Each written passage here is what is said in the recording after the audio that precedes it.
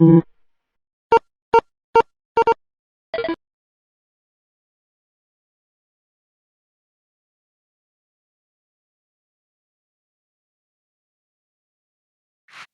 so much. Oh, it's better I can see you all. What an absolute pleasure to be here. It's been such a great day, hasn't it? Right? What an amazing conference. I've had such a good time. Let's just hear it for Nexus and Sean and all the team for doing such a brilliant job.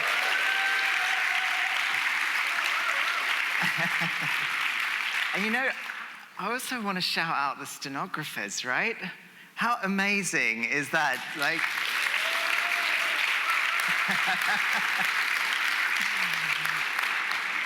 I can tell you, they've got their work cut out for this particular session. I'll try and keep the speed of my speech slow-ish.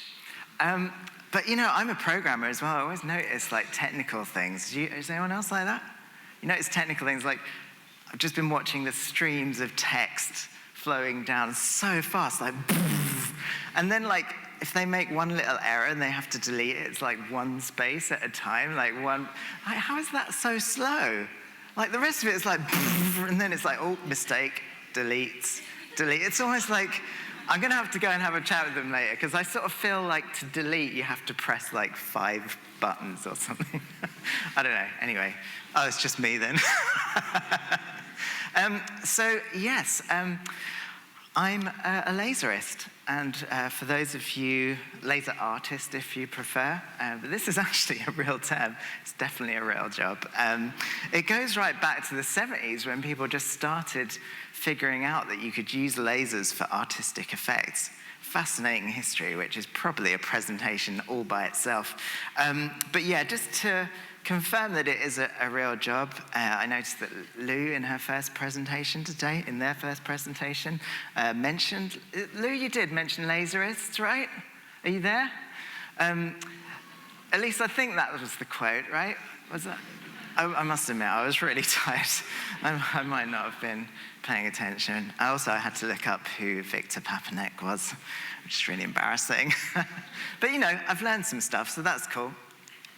I'm just going to show you some of my large events, the work that I do. Is there sound coming out? Have you got any sound of this? Oh, there you go. It's only music. I'm going to talk over it anyway. So I tend to do these massive, large-scale light installations. This is like Newcastle New Year's, and this is a festival in the West Country. This is Coventry Cathedral. I shouldn't really narrate it. I just got no chance. But you get the idea that these are just big outdoor things with massive sky lasers. Look at that Newcastle skyline there, pointing these huge lasers into the sky. I've written my own laser software called Liberation, which I'll talk about a little bit more later. And this was that was Fatboy Slim. I did a gig for Fatboy Slim. That was actually, that was my first ever laser gig. I mean, I'd been working with lasers for a long time before then, but that was my first time I'd tried out my own laser beam show software. Anyway, you're probably all wondering, how did you get here?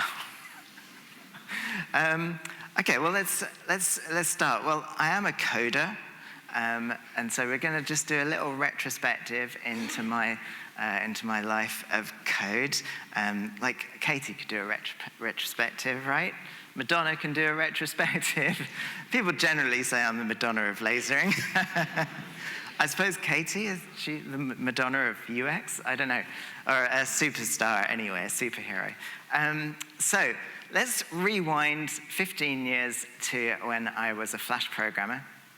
I made a lot of Flash games, like this one, Extreme Pamplona. It was one of the most popular games on Miniclip, if you remember that, for a good year or so. And so it's a huge game, and it's still being played even today. But a really massive project that I did with my company, Plugin Media, was called Big and Small, and it was a kids' interactive website for the BBC. Does anyone know this website? Yeah, okay, cool. Was anyone a kid when it came out? Yeah, okay. So it's, well, do you want to see it? Shall I run it? Yeah. Okay, so I've recently discovered that there's a way to run all these Flash games. It's called Flashpoint, I think. And so all these old games and stuff, millions of games have been archived and available for download. So anyone who used to play Flash games can now access them all. Anyway, well, what can I say about this project? It's 3D in Flash. Now, I don't know if any of you know Flash, but it's not a 3D program. So to do this kind of thing, it's very, very annoying sound effects. Yeah, to do real-time 3D Flash like this was not an insignificant undertaking. And my speciality back then was 3D rendering. And my colleagues at Plugin Media, which was my company that I set up, I had a couple of business partners by then. They were much more sort of engaged in the children's media than I was. But, I still wanted to apply all of the high-end production values and the coding skills to this game or this experience as if it was for adults. And I think that's probably one of the things. We never really wanted to patronize children with shoddy technology. So, yeah. What can I say about it, really? There's skyboxes in the background. There's real-time physics in this. I can't even get them. How do you do it? There's a way to make this.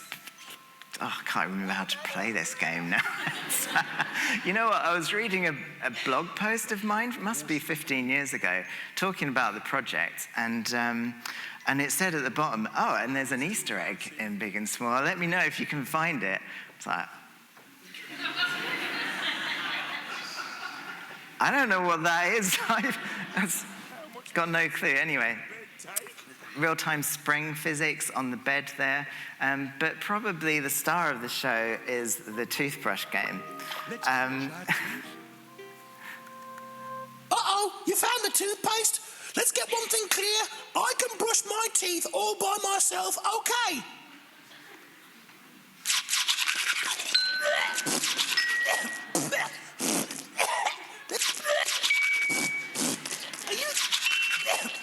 Now I'm just going to stop you there, because you might think this is a ridiculously hilarious and weird game, and you'd be right. But I want to point out, the real-time reflections on the mirror over here, which is really advanced stuff there.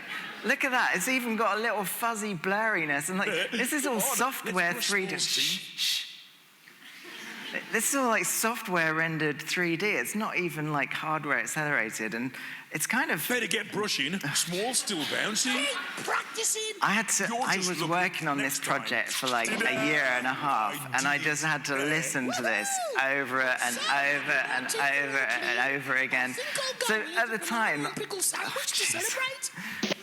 let's mute everyone. What was I saying?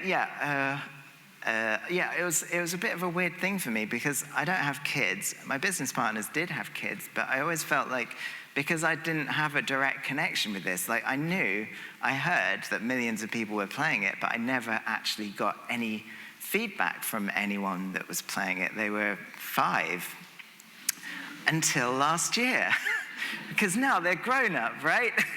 And it turns out that the toothbrush game is a meme.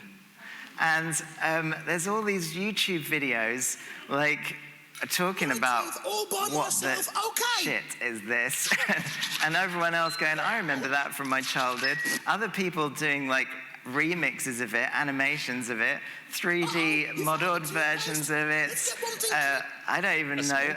On TikTok, I don't even know what that is. Who is that? What is that character? I don't know. It's Yoda. What? I don't know. I don't know if I want to scroll over there. What the hell is that? There's some truly bizarre, surreal animation versions. Anyway. What the hell? I'm a bit afraid to even look at this. What? Is that a Minecraft version? I don't know. Uh-oh, you found the toothpaste?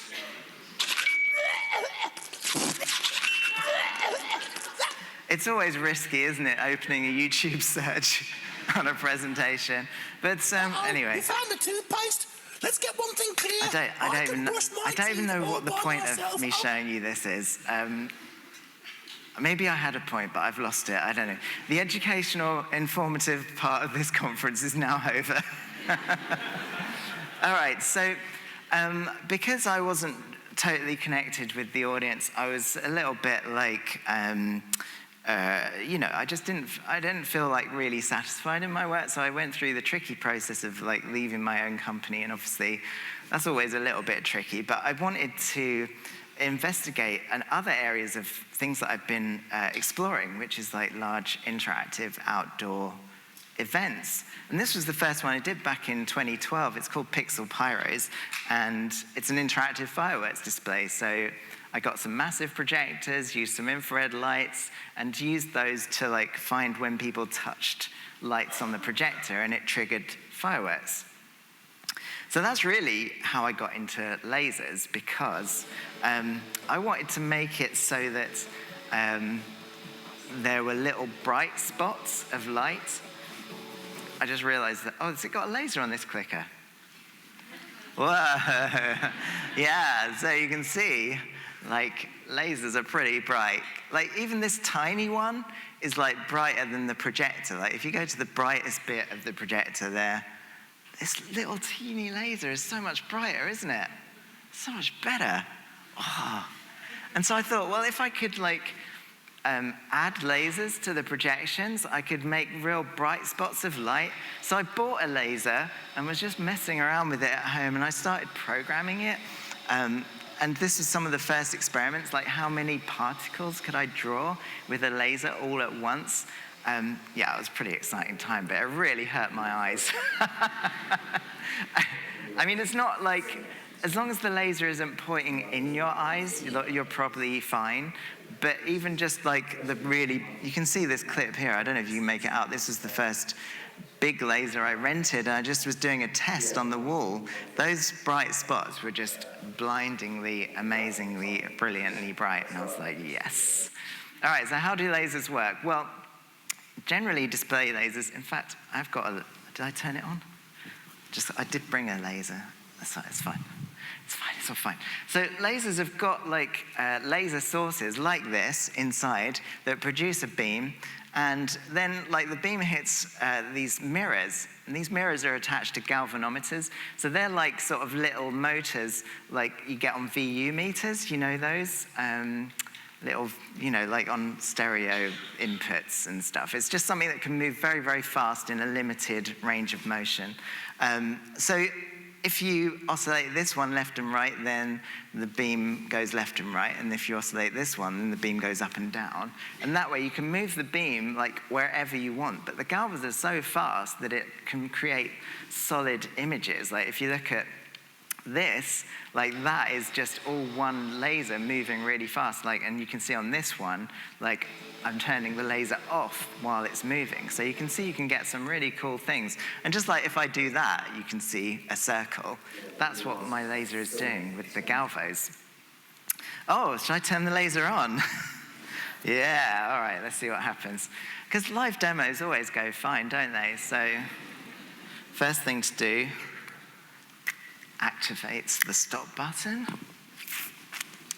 It's all right, I've got very good public liability insurance. Oh, I better just close this down in the background. I was probably just going to be like, all right, are you there? Ugh.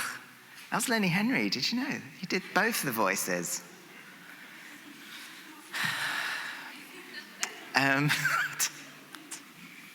What am I doing? What am I saying? Okay, so I always think the best way to start a live demo is to compile your app.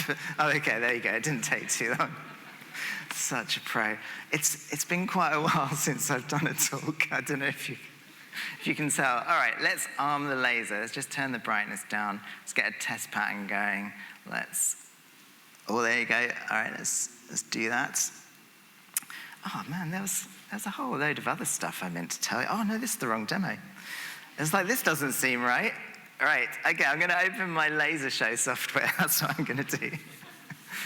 All right, okay, so this is Liberation. And you can see that you can just make laser show stuff happen. Hooray.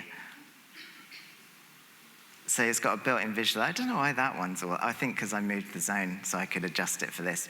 But just ignore that that one's doing its own thing.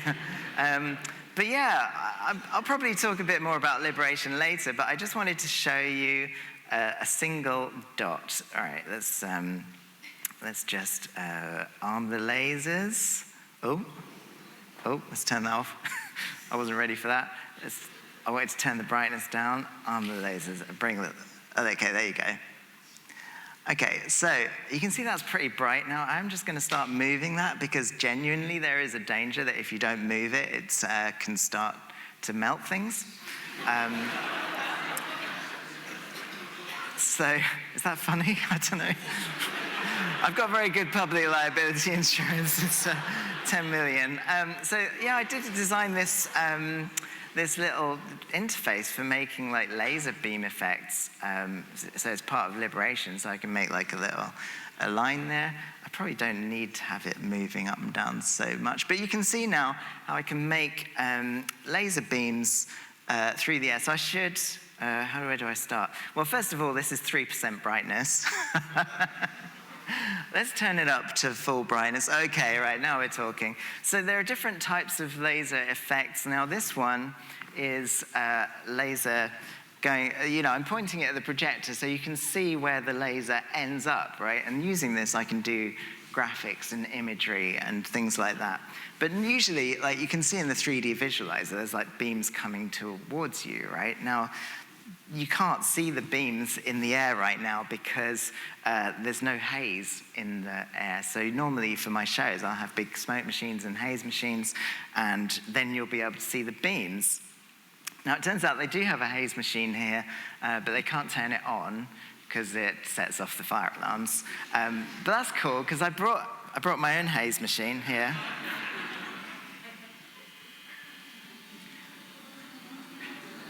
It might take a little while. Actually, could this set off the fire alarms? I don't know. It's actually a vape machine. It's just, but it's got a fan in it. No, it is actually a product.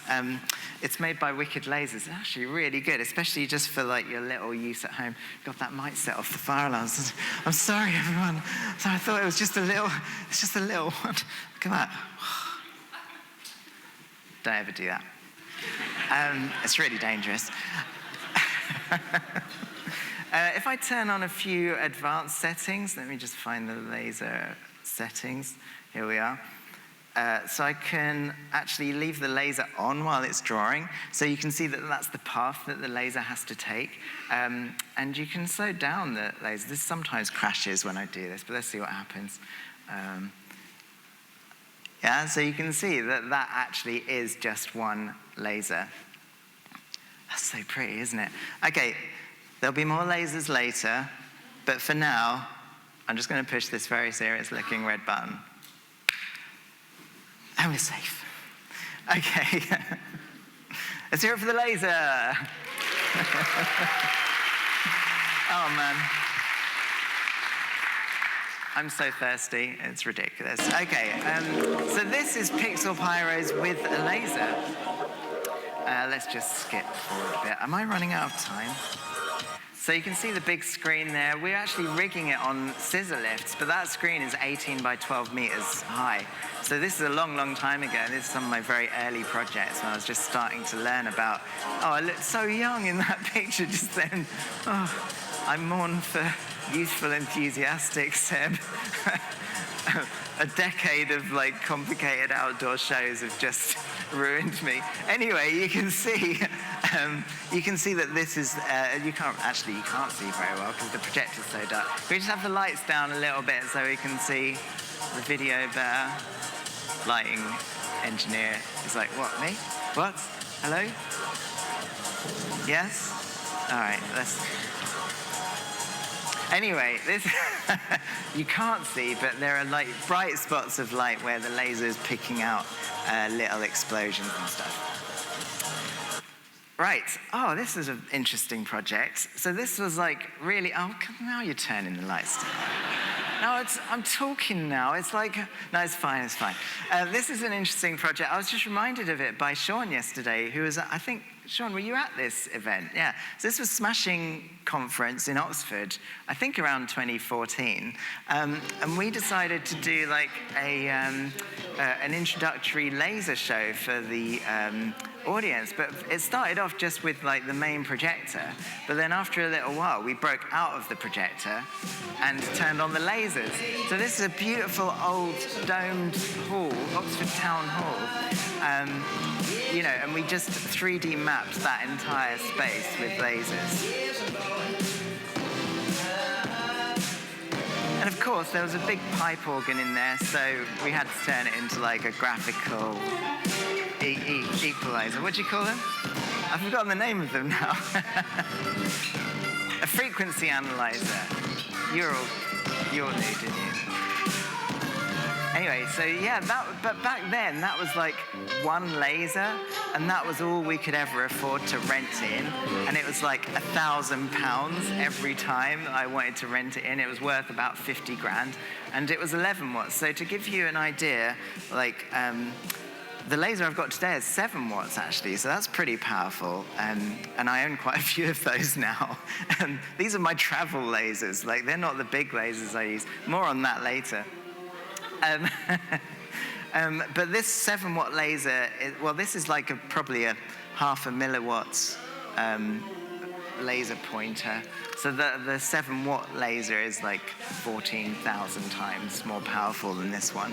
And that one back then, the 11 watt laser, 22,000 times more powerful than this laser pointer. But back then, I could only ever get one on a project, and now I can have as many as I want.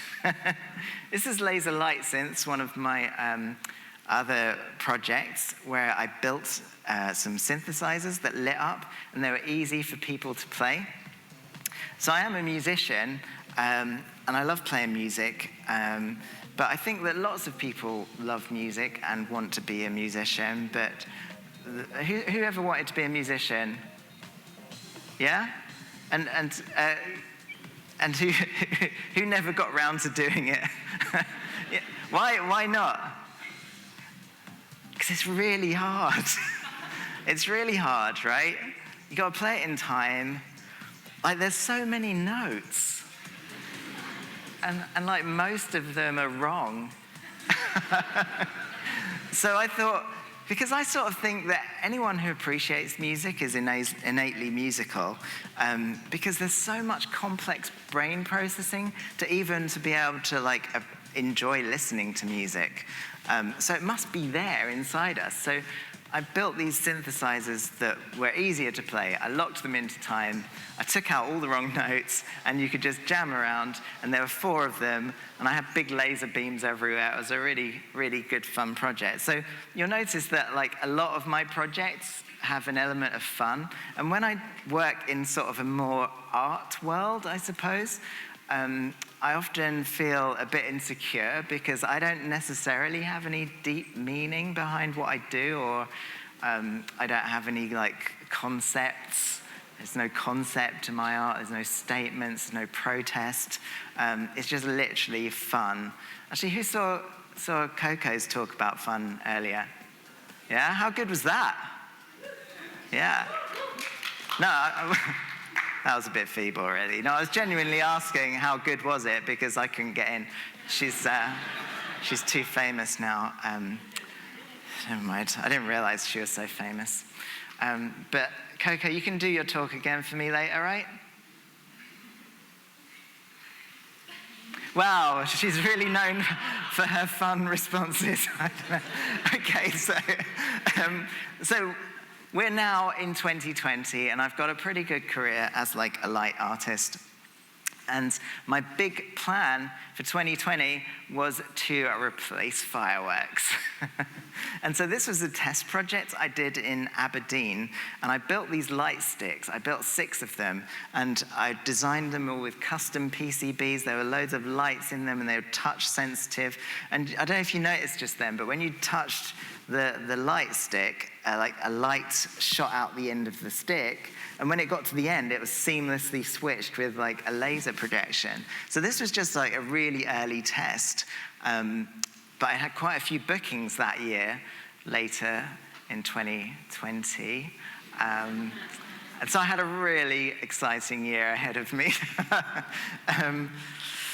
And I had big plans to like make 20 of these light sticks. Anyway, it didn't quite happen. Obviously, this was February 2020, and we'd heard a little bit about some flu or something, but that was miles away. I'm sure we didn't have to worry about it. Oh, just here's a close-up on that. You see that? The way that it connects? I love that. Like, we're connecting the lights in the stick to the projection up the wall. It's very cool. So, this brings me to the pandemic. Like everyone, for a few months, I was just like, how did they spell that on there? How did they spell it? I thought there'd be more E's in it.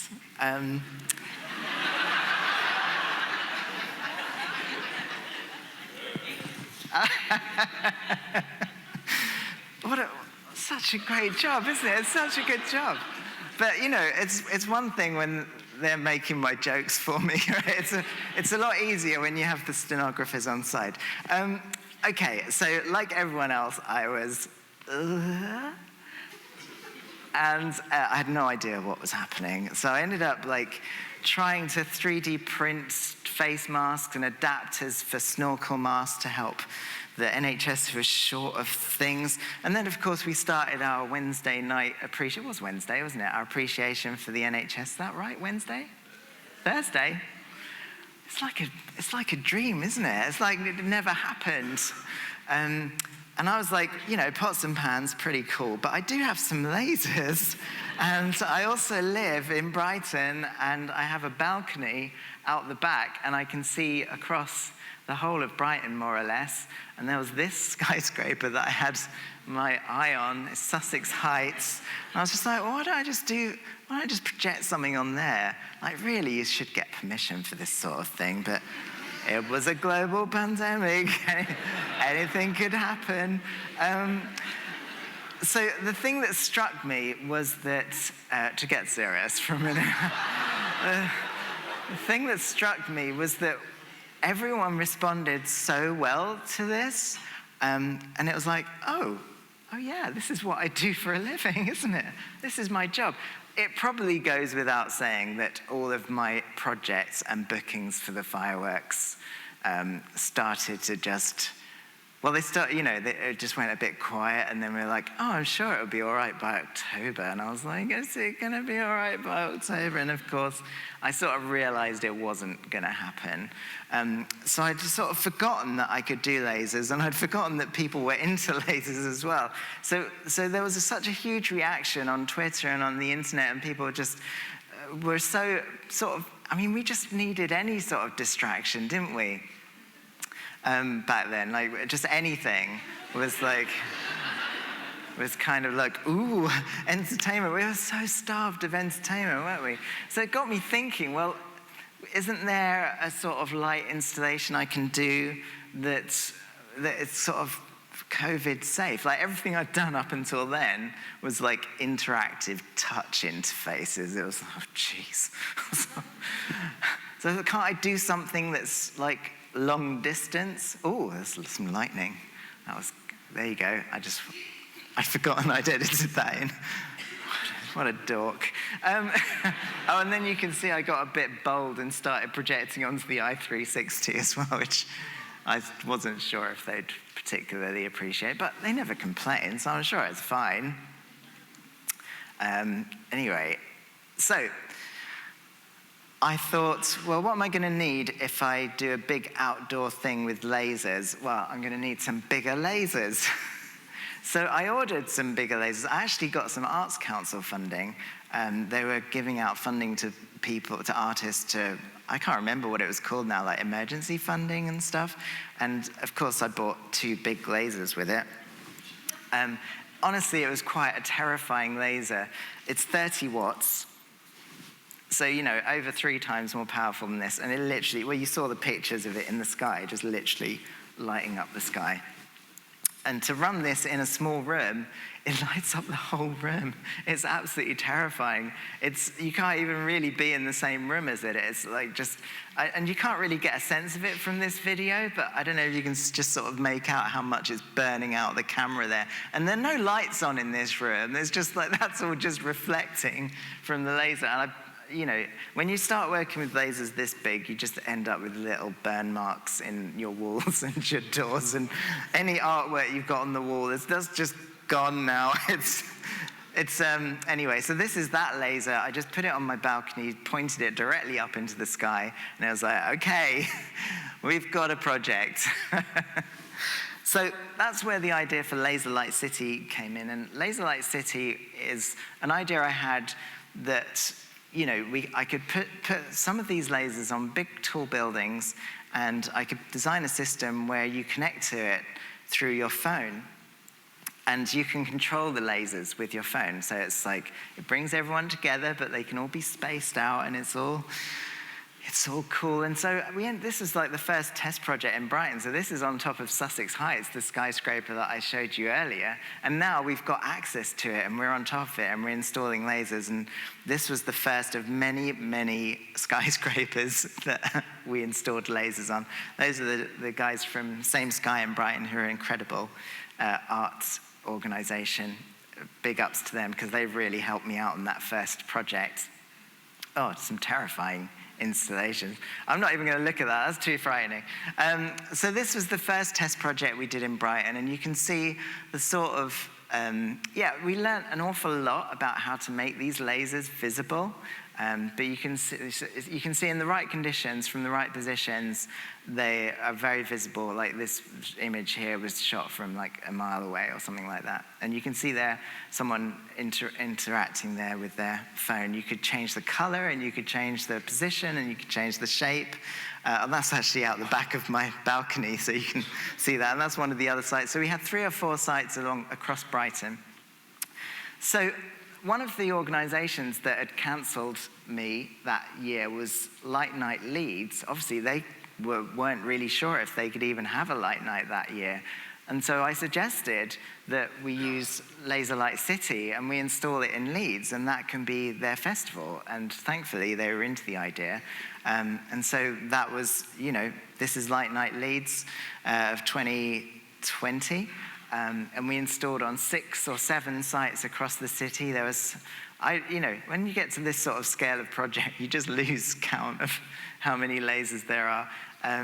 But it was, it was just a really nice thing to do. And it was a very odd thing to do, because I had like the biggest crew I'd ever had in one of my projects. There was like 20 or 30 of us. But we couldn't mix at all.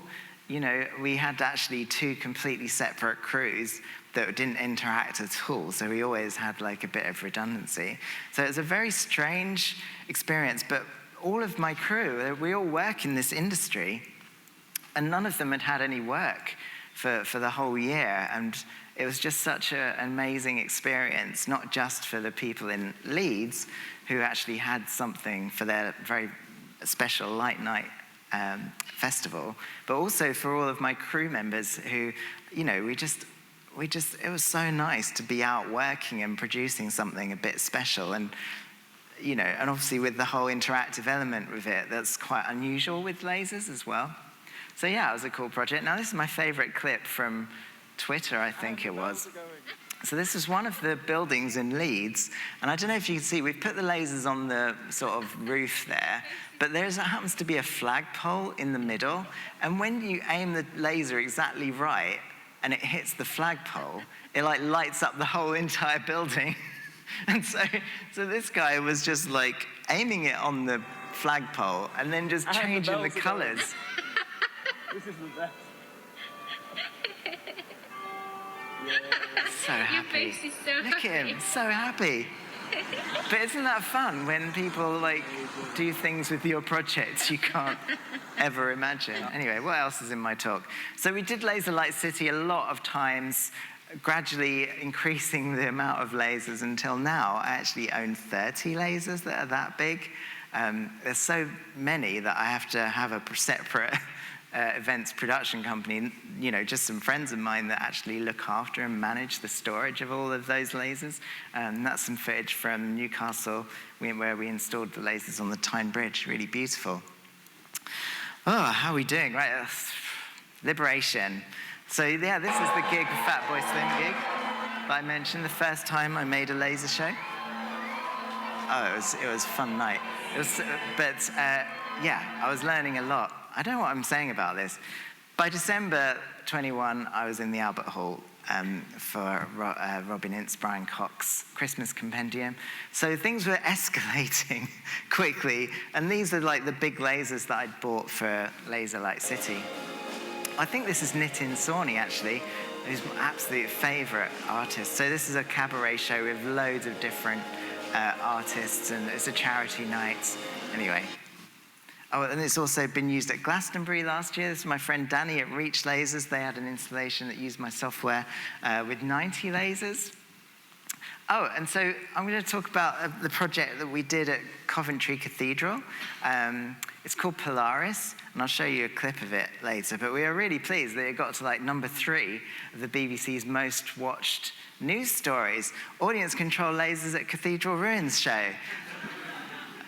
Audience control lasers at Cathedral Ruins show. Okay, maybe that's why it got to number 3, I don't know. But either way, it was good coverage, and this is a project called Polaris. Can we have the lights down? I'll just show you a bit of this.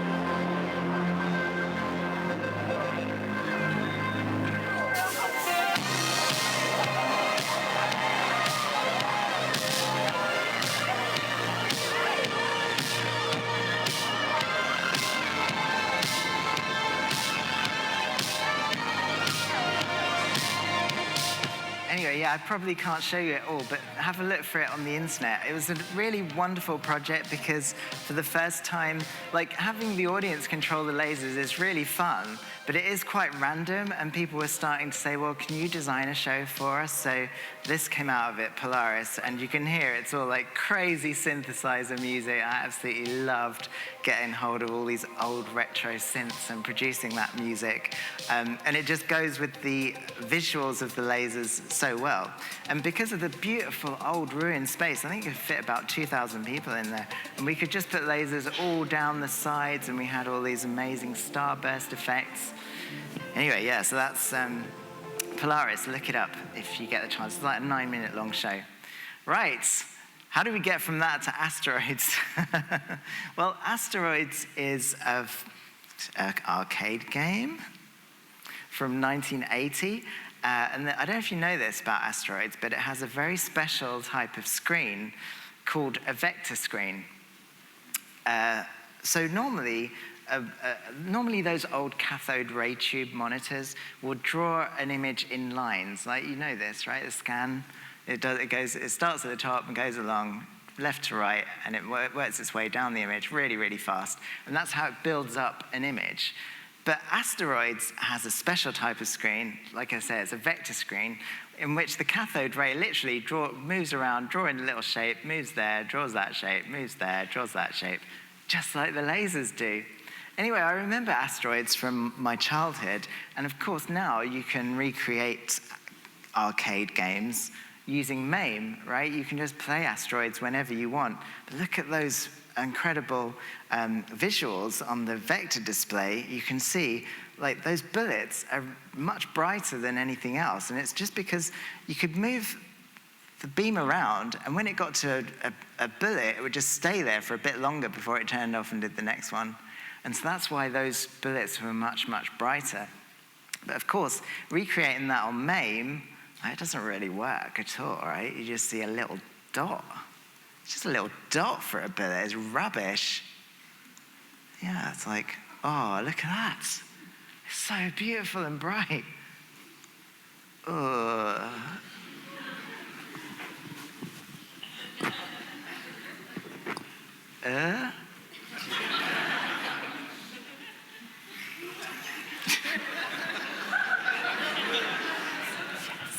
Let's hear it for the stenographers. Incredible work.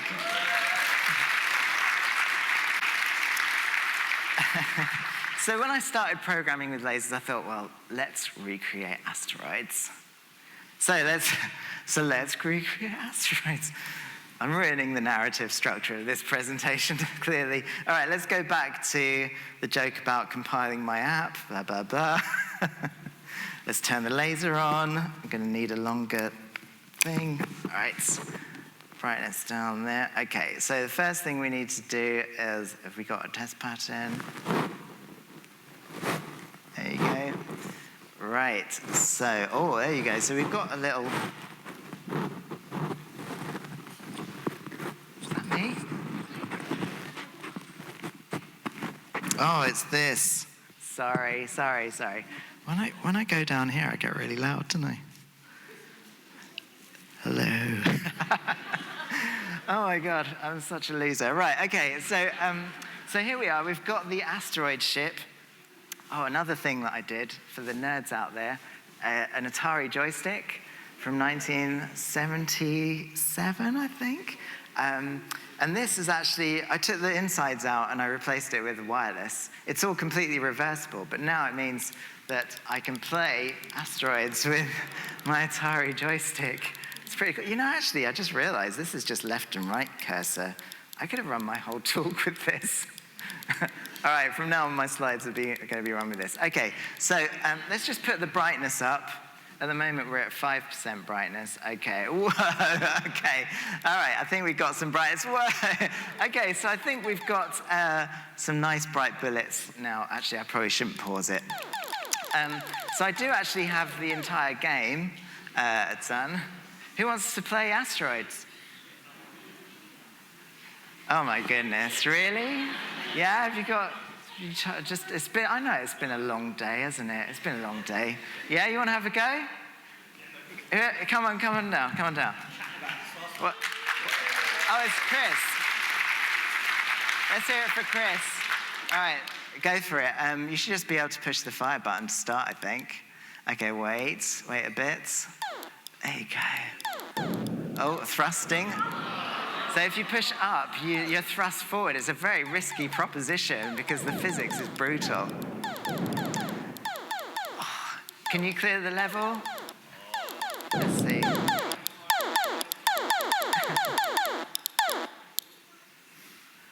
Oh, look at that. So some major flying skills there going, no! All right, let's hear it for Chris. What an amazing show. Thank you.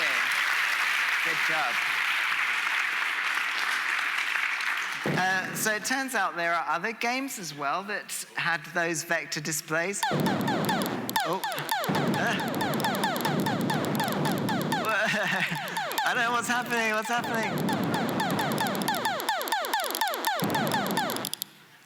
How fast do you think it can go? Oh. There are actually other games from the period that use these vector displays as well. One of them is called, what's next? Lunar Lander. Right, Lunar Lander is a classic game. Actually, I just have to, did I have some slides about Lunar Lander? I hope I did. Hang on, let's just disarm that. Because Lunar Lander is a very special game to me. I mean, partly just because I love it so much. But also because I got to present this exact version of Lunar Lander for a laser at the Albert Hall as part of one of Robin Ince and Brian Cox's shows.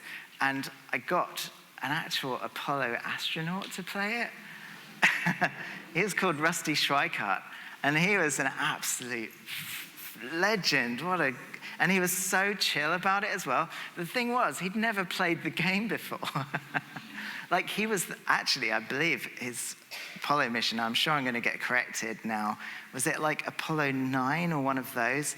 Before the first Apollo 11 landing, but he got to fly the first lunar module in low Earth orbit. So he was like the first person to fly an actual lunar module in space. And it was right before the show, and he was just like, I mean, such a nice guy. He was like, okay, so what did you want me to do again? And so I had to explain it all, and I went back into his dressing room and showed him the game, and he learned how to play it, and of course, he absolutely nailed it on stage. Cool as a cucumber, what an absolute legend. Anyway, let's play Lunar Lander. So the reason I love Lunar Lander is that it is both incredibly chill and extremely stressful, because it feels very slow, right? It feels very slow until it isn't slow. So I've got to try and find a flat landing zone. Should I go down into the valley, maybe? Oh, it's actually so bright, I can't even look at it. I might have to turn the laser down a bit, eh? No, just kidding. I'm not going to turn the laser down, that's just crazy talk. Okay, so let's find a nice flat place to land it in. So you see what I mean? Suddenly you're like falling really fast and it's like, shit.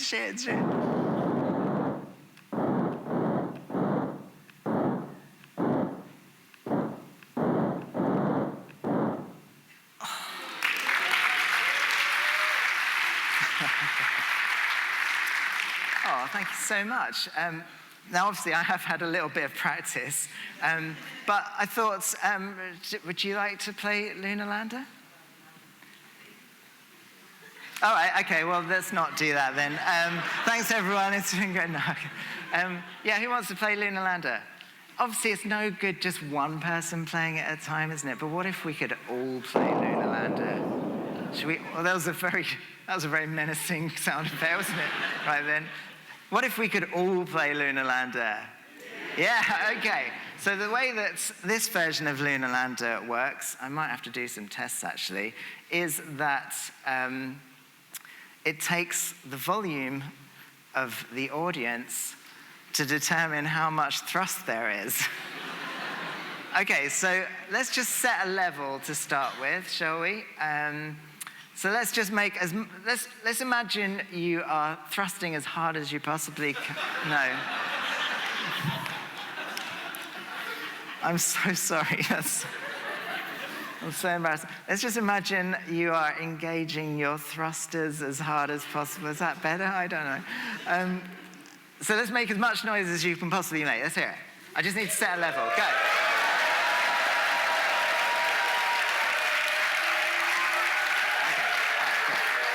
Okay, good.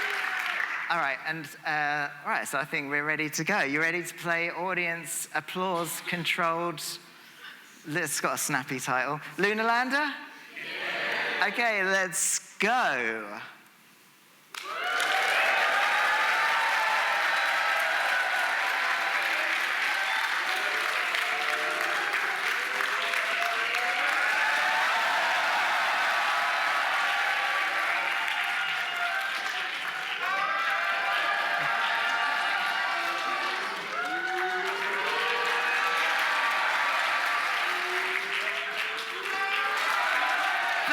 Yay! Wow, that was amazing. Nice job, everyone. How are we doing? Oh, we're running out of time. So now, obviously, we've recreated asteroids. We've recreated Lunar Lander with laser. Is there any other modern classic games that we could recreate? Flappy Bird.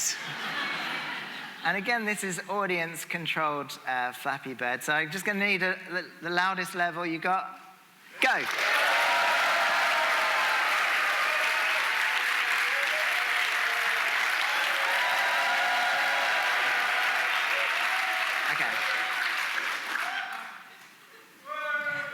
Okay.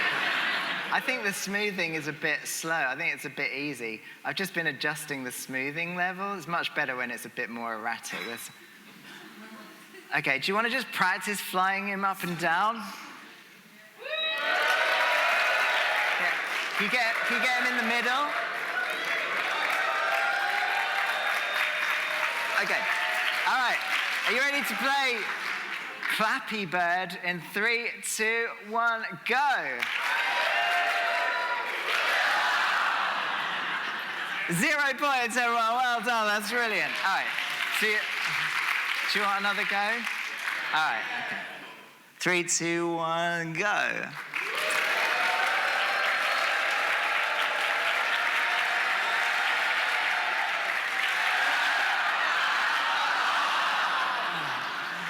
Oh, that was so good. Have another go. 3, 2, 1, go.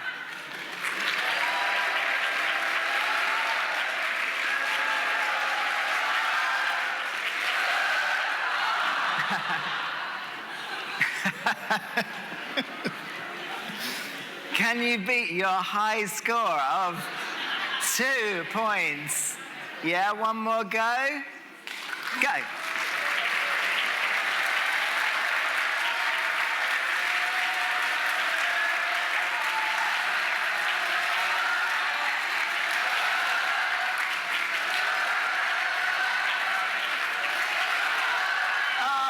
Yay, 5 points. Excellent. Well done, everyone.